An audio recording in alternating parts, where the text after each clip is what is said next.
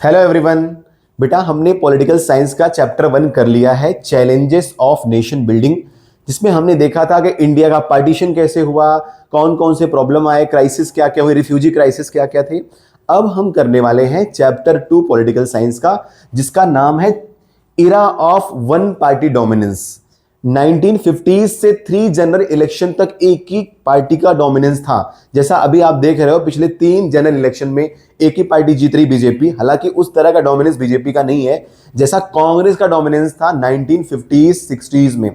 तो आज इस हम चैप्टर में करने वाले हैं कि कांग्रेस का डोमिनेंस क्यों था, क्या रीजन था, और फिर धीरे धीरे करके कांग्रेस का जो डोमिनेंस था वो डिक्लाइन क्यों हो गया।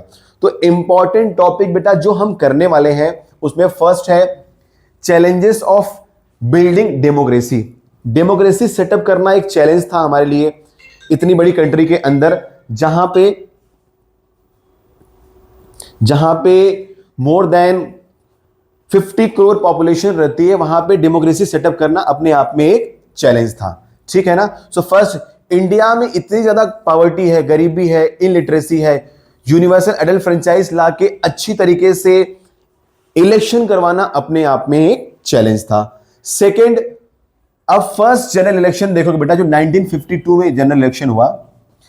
हालांकि जनरल इलेक्शन की शुरुआत 1951 अक्टूबर में ही हो गई थी। अक्टूबर 1951 से लेके 52 तक जो है ये इलेक्शन हुआ, फर्स्ट इलेक्शन, इसीलिए इसको बोलते हैं first general election.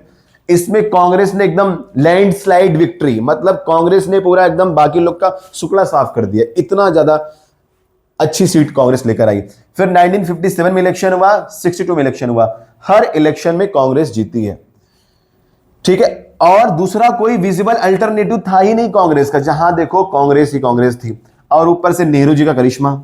Nehru ji उस वक्त एकमात्र जो बोले तो सबसे पावरफुल लीडर सामने नजर आ रहे थे। हालांकि और भी लीडर्स थे, बट जैसे पटेल जी की बात करते हैं तो पटेल जी का हेल्थ इश्यूज था, धीरे धीरे करके 1950s के धीरे बाद पटेल जी की हेल्थ का इशू आ गया। तो नेहरू जी जो है करिस्मेटिक लीडर थे, लोग हर जगह नेहरू नेहरू करते थे।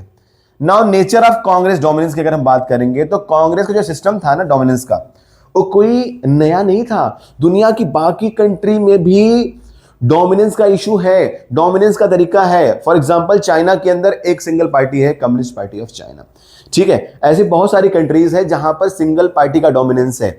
लेकिन जो कांग्रेस का डोमिनेंस था बेटा, उसकी खास बात यह है कि कांग्रेस ने जो भी डोमिनेंस करा बिल्कुल डेमोक्रेटिक तरीके से करा, इलेक्शन जीत के डोमिनेंस करा।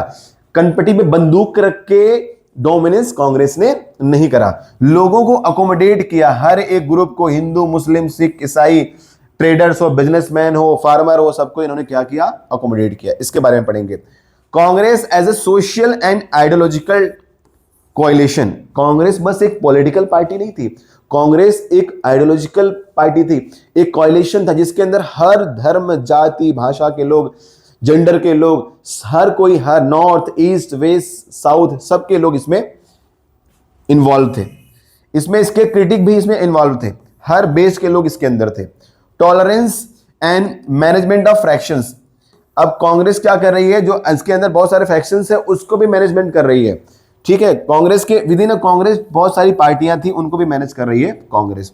और लास्ट में हम पढ़ेंगे इमरजेंस ऑफ अपोजिशन पार्टी, कैसे सीपीआई का फॉर्मेशन हुआ, बहुजन समाज क्या लिखा, भारतीय जनसंघ कैसे बना, स्वतंत्र पार्टी कैसे बनी, इन सब के बारे में हम देखेंगे। जनसंघ के बारे में पढ़ेंगे, जैसे जो बाद में बीजेपी बनी। तो ये तो हो गया बेटा बैकग्राउंड जिसको हम करने वाले हैं, ये तो हो गया पूरा टॉपिक। अब एक एक टॉपिक को डिटेल में करते हैं। सबसे पहले शुरू करते हैं बेटा हमारे यहाँ इलेक्शन की शुरुआत कैसे हुई। बहुत ही इंटरेस्टिंग टॉपिक है।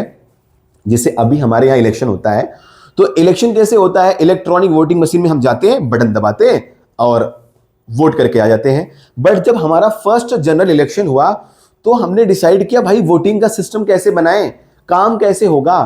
तो उस टाइम पे जितने भी कैंडिडेट थे ना बेटा, हर कैंडिडेट के लिए एक अलग बॉक्स बनाया गया, हर कैंडिडेट के लिए अलग से बॉक्स बनाया गया और उस कैंडिडेट का उस पर फोटो और नेम लिख दिया गया कि एक कैंडिडेट है, इसको आप वोट कर सकते हो। और लोगों को दे दिया गया ब्लैंक पेपर, जो भी कैंडिडेट को आप वोट करना चाहते हो उसको वोट करके उस बॉक्स में डाल दो। मतलब एक कंस्टिट्यूएंसी के अंदर मान लो 10 कैंडिडेट है तो 10 बॉक्स रखे गए थे, ताकि हर कैंडिडेट के बॉक्स में जिसको भी वोट करना है उसमें बैलेट पेपर आप डाल दो। ऐसे शुरुआत हुई जनरल इलेक्शन की।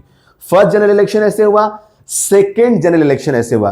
फिर बाद में हमें रियलाइज हुआ हम कर क्या रहे हैं, इतने सारे बॉक्स क्यों बना रहे हैं। उसके बाद हमने बनाया बैलेट पेपर, जिसमें एक बैलेट पेपर के ऊपर ही बहुत सारे पॉलिटिकल पार्टी के नेम, उनके सिंबल्स बना दिए गए। जिसको भी आपको वोट देना है उस पॉलिटिकल पार्टी के सिंबल के सामने स्टैम्प लगा के एक ही बॉक्स के अंदर सारे कैंडिडेट के वोट या बैलेट बॉक्स में सारे बैलेट पेपर एक में ही डालने जाने लगे। यहां से शुरुआत हुई, ठीक है, हमारे यहां जनरल इलेक्शन की। तो ये था 1951 और 57 में तो हमने ऐसे किया बैलेट पेपर वाला, फिर हमने शुरुआत किया। अब आते हैं मेन टॉपिक पे। सो हमने ये देख लिया है, अब करते हैं कुछ इंपॉर्टेंट टॉपिक, ठीक है। अब दिक्कत क्या थी, अब नोशन डेमोक्रेटिक कॉम्प्रोमाइज। अब दिक्कत ये था कि भाई हमें डेमोक्रेसी सेटअप करनी है, कोई कॉम्प्रोमाइज ना हो। ऐसा ना हो कि वन पार्टी का ही रूल रहे या आर्मी का रूल बन जाए या नॉमिनल डेमोक्रेसी रहे, हमें पूरी डेमोक्रेसी लानी थी। इसलिए हमने सेटअप किया मल्टी पार्टी सिस्टम, जहां पर मोर देन वन पार्टी होंगी। आपने देखा होगा अमेरिका के अंदर दो पार्टी होती है, रिपब्लिकन पार्टी है, दूसरे डेमोक्रेट होते हैं, ठीक है। लेकिन हमारे यहां पे क्या है, मल्टीपल पार्टी सिस्टम है। समाजवादी पार्टी, बीएसपी हो गई, कांग्रेस हो गया, बीजेपी हो गई, आम आदमी पार्टी हो गई, शिवसेना हो गई, बहुत सारी पार्टी हमारे यहाँ है, ठीक है ना। तो हमने कॉन्स्टिट्यूएंट असेंबली में डिसाइड कर लिया था भैया हमारे यहाँ पे मल्टी पार्टी सिस्टम रहेगा और हर किसी को हम यूनिवर्सल अडल्ट फ्रेंचाइज देंगे, सबको वोटिंग राइट देंगे, चाहे वो कोई भी हो। हमने अपॉइंटमेंट किया इलेक्शन कमिश्नर का। इलेक्शन कमिश्नर होगा, इलेक्शन कमीशन एक इंडिपेंडेंट बॉडी होगी जो इलेक्शन को कंडक्ट करवाएगी इंडिया के अंदर, ठीक है। तो सुकुमार सेन भाई साहब ये हमारे इंडिया के फर्स्ट चीफ इलेक्शन कमिश्नर बने। और इन्होंने बोला टेंशन क्यों ले रहे हो, इलेक्शन तो मैं यूं ही करवा दूंगा। बट जब इन्होंने इलेक्शन करवाने के लिए फिजिबिलिटी देखा तो देखा कि इलेक्शन करवाना तो बड़ा मुश्किल काम है, इतनी ज्यादा पॉपुलेशन है, ऊपर से लोग इलिटरेट हैं, इलेक्शन करवाया कैसे जाए, वोटिंग कार्ड कैसे बनवाया जाए, लोगों का वोटर लिस्ट में नाम कैसे लिखवाया जाए। इन्होंने सोचा था कि 1950 में इलेक्शन हो जाएगा, बट पूरा एक साल लग गया, पूरा 50 चला गया, 51 चला गया, तब जाके इलेक्शन की शुरुआत हुई। लगभग 1.5 साल और लग गए इलेक्शन करवाने में, क्योंकि India is a huge country, continent size population है, वहां पर सबको वोटिंग प्रोवाइड करवाना, यूनिवर्सल अडल्ट फ्रेंचाइज के थ्रू वोटिंग प्रोवाइड करवाना, वोटिंग राइट प्रोवाइड करना अपने आप में मुश्किल काम था। आपके लिए क्वेश्चन है बेटा, इंडिया में कौन सा ऐसा स्टेट था जहां पे सबसे पहले यूनिवर्सल अडल्ट फ्रेंचाइज में वोटिंग करवाया गया था? कौन सा ऐसा स्टेट है जहां पर सबसे पहले हुआ? क्लू के लिए नॉर्थ ईस्ट का स्टेट है, आप देखना और बताना, ठीक है ना। अब हम शुरुआत करेंगे मेन टॉपिक, जिसमें हम मेल फीमेल, हमने यहां पे सबको वोटिंग राइट दे रखा है। यहां पर बताने की कोशिश की गई बेटा, ये आपका जो एनसीईआरटी के फर्स्ट पैराग्राफ में है कि बहुत सारे ऐसे नेम मिले जहां पर फीमेल्स को के नेम को कॉम्प्रोमाइज करके किसी की वाइफ, किसी की पत्नी, किसी की मां बना दिया गया था। मतलब उनका एग्जैक्ट नेम फीमेल का नहीं लिखा गया था, उनके हस्बैंड के नाम से डिनोट किया गया था। अब यहां पे एक टॉपिक है बेटा जो आपके एनसीईआरटी के साइड में जो होता है ना बॉक्स, उसमें लिखा गया है, उसके बारे में बात कर लेते हैं, फिर आगे चलेंगे। यहां पे अंबेडकर जी बोल रहे हैं कि हम पॉलिटिक्स के अंदर ना पूरे वर्ल्ड में हीरो वर्शिप बड़ा कॉमन है। लोग किसी एक नेता के पीछे मोदी मोदी मोदी करते रहते हैं, या हिटलर के पीछे किसी एक के पीछे भागते रहते हैं। और ये क्या होता है, जब वो नेता धीरे धीरे करके पावरफुल हो जाता है ना बेटा, फिर वो रूलर से डेमोक्रेटिक तरीके से तो बनता है, लेकिन धीरे धीरे करके इतना पावरफुल हो जाता है, फिर अपने आप को डिक्टेटर बना लेता है। उसको लगता है जो हूं मैं ही हूं, और ये डेमोक्रेसी के लिए बहुत ही खतरे वाली बात है। तो अंबेडकर जी के हिसाब से हमें इंस्टीट्यूशन को मजबूत करना है, इलेक्शन कमीशन को मजबूत करना है, अपने यहां हर एक इंस्टीट्यूशन को मजबूत करना है, ना कि किसी एक लीडर की हीरो वर्शिप करनी है, चाहे मोदी जी हो और चाहे नेहरू जी हो। ये अंबेडकर जी का स्टेटमेंट है। अब बेटा देखो, इन इलेक्शन हो चुका है, ठीक है। अब इलेक्शन में कांग्रेस को जो है ना बहुत ही अच्छे मार्जिन से, ये तो बात का इलेक्शन है, बट कांग्रेस को जो है 2/3 मेजोरिटी मिली, पूरा अपोजिशन सफा। जो सेकंड नंबर की पार्टी थी कांग्रेस के बाद, उसको 16 सीट मिली है। कम्युनिस्ट पार्टी ऑफ इंडिया को सिर्फ 16 सीट मिली है। कांग्रेस ने क्या किया, कांग्रेस ने लोगों का सुकड़ा साफ कर दिया, हर जगह कांग्रेस कांग्रेस कांग्रेस। अगर मैं आपको दिखाऊं ग्राफ, तो अगर आप देखो 1952 का इलेक्शन हुआ, Congress out of 489 seat, Congress ने 364 सीट जीत लिया। सेकंड नंबर पे सीपीआई है, जस्ट 16 सीट लाए। आप देख रहे हो कोई सामने है, बोलते हैं ना क्यों पड़े हो टक्कर में, क्यों पड़े हो चक्कर में, कोई नहीं है टक्कर में। तो कांग्रेस के टक्कर में कोई नहीं है। सेकेंड जनरल इलेक्शन होगा 57 में, आउट ऑफ 494 सीट कांग्रेस ने फिर 371, यहां पे 364 था और जीत लिया।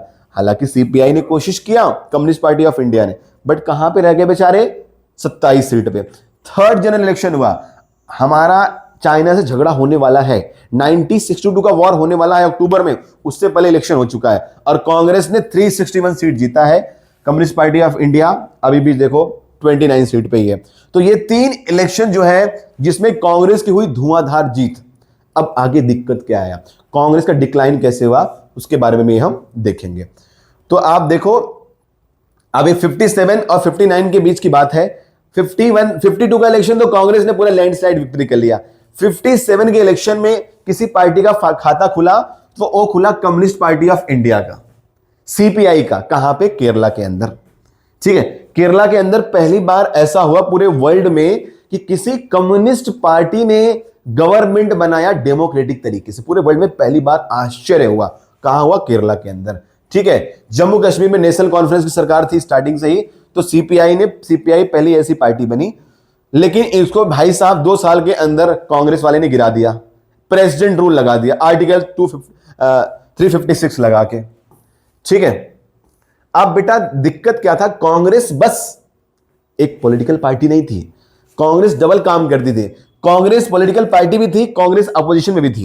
कुछ लोग कांग्रेस के एक पॉलिसी को सपोर्ट कर रहे थे उन्हीं के अंदर, और कुछ लोग बोल रहे थे नहीं ऐसा नहीं ऐसा करो। 2 काम कर रहे हैं। ये जो इमेज देख रहे हो ना बेटा, ये नेहरू जी की चाइना पॉलिसी को लेकर कार्टून बनाया गया था, जिसमें नेहरू जी सोच रहे हैं कि हम चाइना से एग्रीमेंट कर ले, हिंदी चीनी भाई भाई।